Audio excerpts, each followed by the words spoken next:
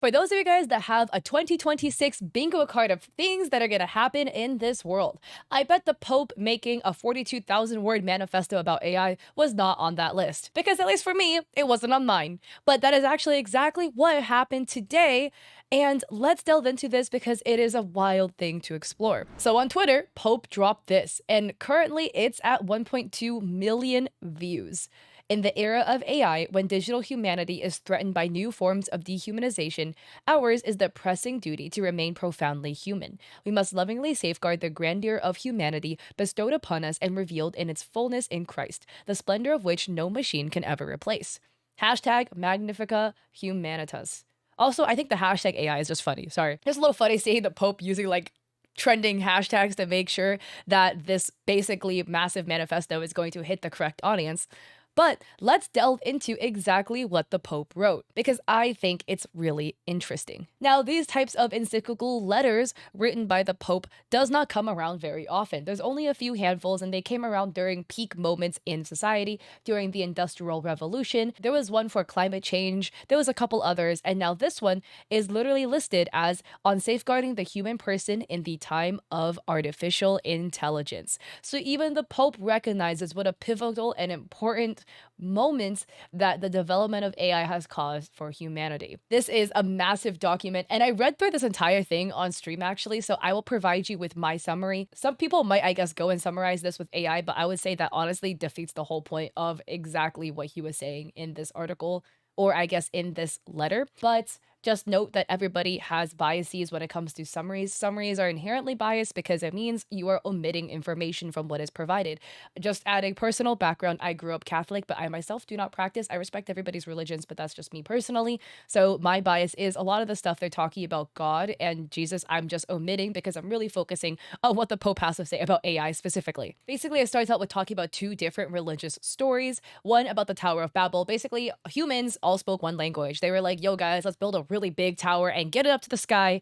And they were being real cocky about it. And God was like, not happening. And he poof made everyone speak different languages and everybody scattered. There's different interpretations. That's just, I don't know, kind of the gist of my interpretation of it. Then he also talks about the story of the book of Nehemiah, where Jerusalem had walls and the walls were essentially broken down. And he came around and helped everybody build the walls again. Essentially, working together, guys. Yay! So then there's a couple summaries of previous letters that were written that kind of paves the way, being like, hey, the church writes these letters when there are notable moments happening in society. And then in line number 9, absolutely banger quotes being dropped here. Technology has the power to heal, connect, educate, and protect our common home, but it can also divide, exclude, and generate new forms of injustice. In practice, technology is never neutral because it takes on the characteristics of those who devise, finance, regulate, and use it. Basically, technology can be good and it can be bad, and it depends on the intentions of the wielder. The Pope adds that everybody, scientists, entrepreneurs, workers, etc., we all have a responsibility to cooperate to try to foster stability and peace. Over here in paragraph 25, the Pope essentially asserts that the church doesn't have a monopoly on truth, but that it could all be interpreted in different ways. So then we get more summaries of the past doctrines that have happened. And then we get to a section about human worth and the equal dignity of all human beings. And basically the Pope states that everybody has dignity and that your value is not measured based on the amount of achievements you have or the things that you've done, but instead you innately have value just because you are human. Quote, there are rights that apply to everybody simply by virtue of being human, and no human power can legitimately deny or arbitrarily limit them. In paragraph 53, the fundamental dignity of each person, therefore, is neither acquired nor earned, nor does it need to be justified. So basically, you have rights because you're human, and your rights should be protected, which I personally completely agree with. There is also emphasis of the supreme value of human rights, the rights that minorities and refugees hold, and the rights that women hold. The church mentions that women have completely equal rights, and minorities also have equal rights, but that in current implementation, their rights are not fully covered in ways that it should be. And that, quote, it is therefore not enough to say simply that men and women have equal dignity and rights. It is necessary that this be reflected in concrete decisions, such as in laws, access to employment, education, social and political responsibilities,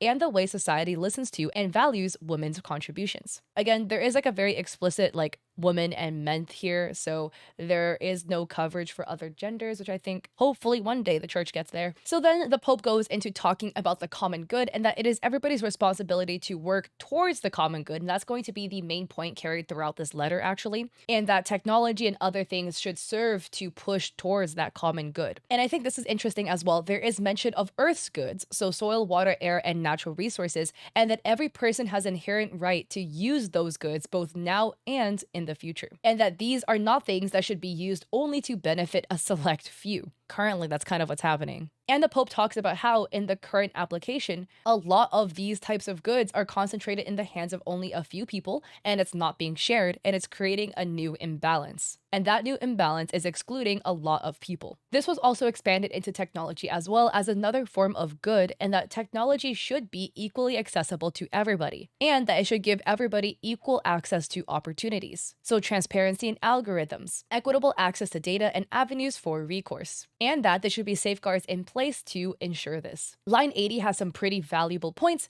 writing, "Justice demands that we prevent the emergence of new forms of exclusion and deprivation of freedoms.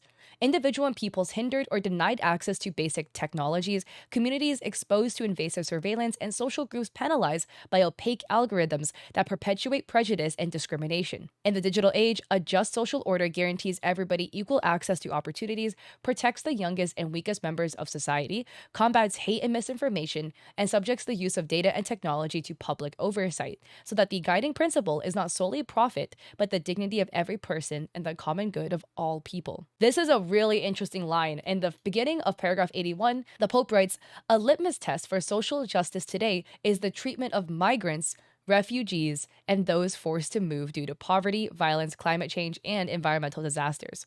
The way society treats them reveals whether its sense of justice is driven by fear or by the spirit of fraternity." This was a very interesting one for the Pope to put in here.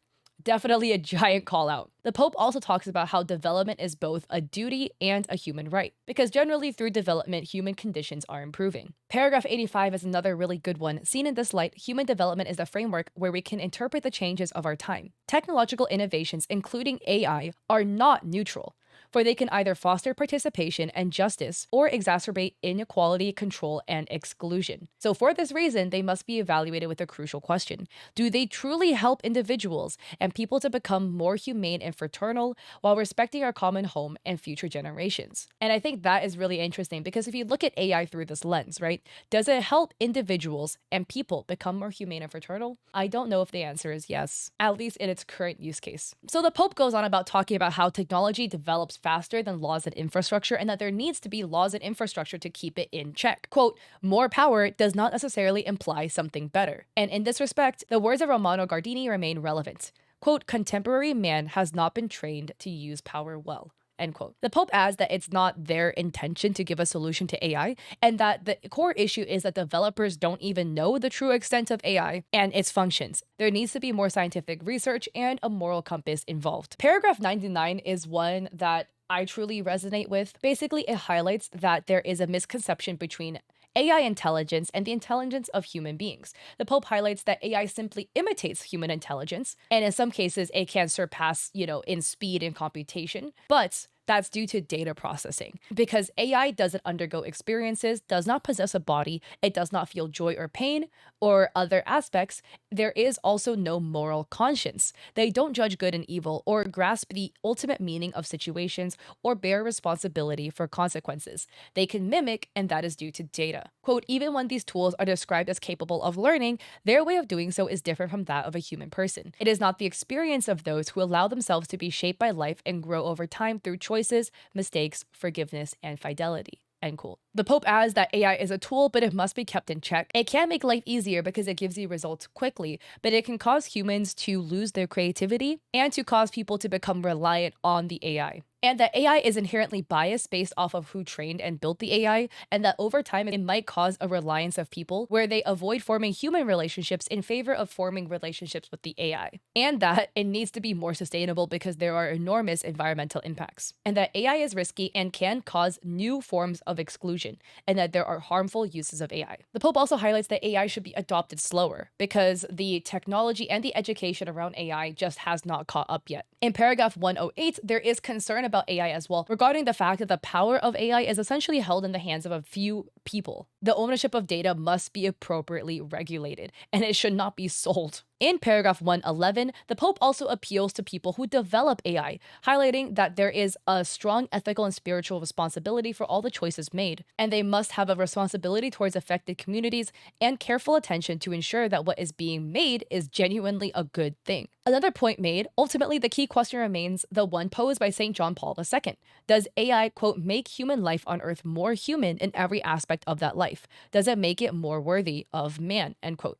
And that if it's yes, it can be embraced responsibility. But if no, this is going to be the Tower of Babel 2.0, something grandiose and yet dehumanizing. The Pope talks about how AI can spread false information and that people really need to be educated about AI, and that there should be policies to support and protect minors who use AI to protect them from exploitation, and that teachers should be supported and there should be a renewed emphasis on education. There is then a section talking about unemployment, kind of hinting at the unemployment crisis that's happening currently and possibly that AI is contributing to this, and that a society that can only guarantee employment to a small chunk of people causes society to become impoverished, and that a big priority should be for public policies and economic processes to ensure people can get work. And also how that mass unemployment actually hurts the family structure as well. Individuals, lawmakers, and the state need to collab together to go and make legislation to keep AI in check. And the Pope had 2 paragraphs basically talking about what we need. So paragraph 164, there needs to be certain criteria for firm action. There needs to be transparency and accountability. So when data and algorithms influence credit distribution,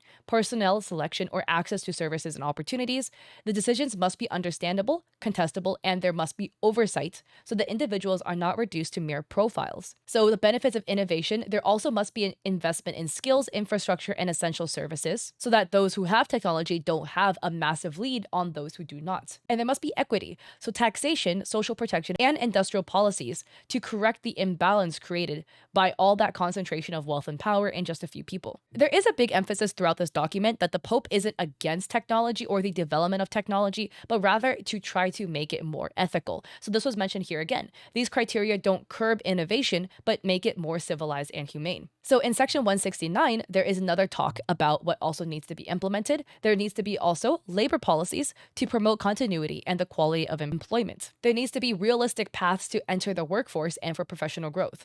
That's a big one because more and more, if you're searching in the job market, you will see entry-level jobs asking you for like 5 or 7 years of experience. Hello, that's not entry level. Entry level means no experience. That is what entry levels means. There needs to be measures for a healthy way of living so that there is a proper balance between work, leisure, and rest. And there needs to be investment in accessible education and retraining so that there isn't a big divide between those who have the resources to update their skills and those who don't. And there needs to be more support for social ties. So then there are talks about the impacts of AI. One thing that was mentioned was that AI steals people's attention, which weakens their freedom as an individual. And that these developing technologies essentially is creating a new form of slavery in many different means. There are the slavery in the workers working in extremely brutal, harsh conditions for minimum to no pay to extract the resources needed to make these technologies. And then criminal networks using technology to exploit victims, minors, and other vulnerable people for human trafficking. Quote, "It is not enough to evoke efficiency, nor to celebrate the benefits of innovation if they are built on a chain of exploitation that remains deliberately hidden. If technology promises emancipation, yet produces new forms of global subordination, it stands in contradiction to the fundamental principle of human dignity," end quote. Regarding that previous message, in paragraph 179, the church says that there are more actions needed to curb this. So first, supply chains that underpin the technology industry need to become more transparent, so there isn't an advantage built off those that are exploited. There need to be clear criteria for ethical verification, and there needs to be a fight against forced labor. And digital platforms must coordinate with authorities to prevent communication, payment, and profiling tools from becoming channels for the recruitment and control of victims. There is a large chunk of this letter that is dedicated to war, and that AI can accelerate war on a technological and digital front. There is an emphasis that we must become a civilization of love, and that is kind of mentioned as a possible solution to this war. And that more and more people are slipping into a mentality of violence and war as the solution, especially due to the fact that other historical wars, like the 2 world wars and the Holocaust, have kind of fallen into the back burner of people's memory due to just the distance of time. People think that war is a solution, and the Pope heavily disagrees on this. The Pope also adds that there is a belief that people think war is part of human nature, and the Pope also disagrees with this. This is really interesting, also cites Tolkien in line 213, the author of The Lord of the Rings and The Hobbit. Quote, "It is not our part to master all the tides of the world, but to do what is in us for the succor of those years wherein we are set, uprooting the evil in the fields that we know, so that those who live after may have a clean earth to till." End quote. The Pope then urges that everybody has a responsibility to make a difference, no matter in what position in life you're at, and then they add a list of things that we could be doing. So, to be mindful to your words, to say no to war, and to commit to peace and seeking justice, to not be a bystander and to listen to the story of victims, to have a mindset that you yourself can change the world, to talk to other people, facilitate communication, especially those who come from a different background than you, and that diplomacy and negotiation needs to be the tool that's used to solve conflict and not war. And what was interesting to add in paragraph 223, to fight in the name of religion means attacking religion itself. And the Pope talks about actually defunding the military and taking the money that was spent on the military and giving it as a resource to refugees and those who are struggling. That is overall the gist that I got to after reading this on stream. Again, because it's such a massive document and every summary will have biases, no matter how unbiased I am trying to be. I implore you to go read this yourself. But a lot of people had their own thoughts about this. A lot of people were completely agreeing with what is being said. And I personally do agree with a lot of the message that's provided here. But a lot of people also felt like this was a big endorsement from the Catholic Church for AI, specifically because when this was announced, the Pope talked about how they collaborated with Anthropic to release this, Anthropic being the creator of Claude, which is AI. A lot of people on Twitter kind of felt like this is the Pope's endorsement and a big advertisement for Claude, and advertising this to like the billions of people that are Catholics. So at the end of the day, what are your thoughts about this? It truly is something that is concerning. It makes you stop to think because, again, the Catholic Church does not come out and make these statements very often, and they only do it when it's a really pivotal point in society. So the fact that this is coming out about AI specifically, I truly think it's something that whether you are religious or not, and I, again, personally am not, should make you kind of stop and think and be like, well, it can't be great if, we're getting massive religious figures to come out and talk about this. But on a complete side note, I do think it's really funny that we have the Pope quoting Tolkien in the letter. That is actually generational. So what are your thoughts? I would love to hear it with respect in the comment section down below. And have you read the entire thing? I would love to hear your thoughts. So if you like this video, I appreciate it if you like and subscribe. Don't forget to check me out on Etsy. I have digital art there for streamers and creators. I also have a coffee with free resources and a free sponsorship guide there. And I stream on Twitch 3 days a week, Mondays and Saturdays at 6 p.m. PST and Thursdays at 7:30. And on my stream is where I reviewed this. So I would love to catch y'all there or in another one of my videos. Peace.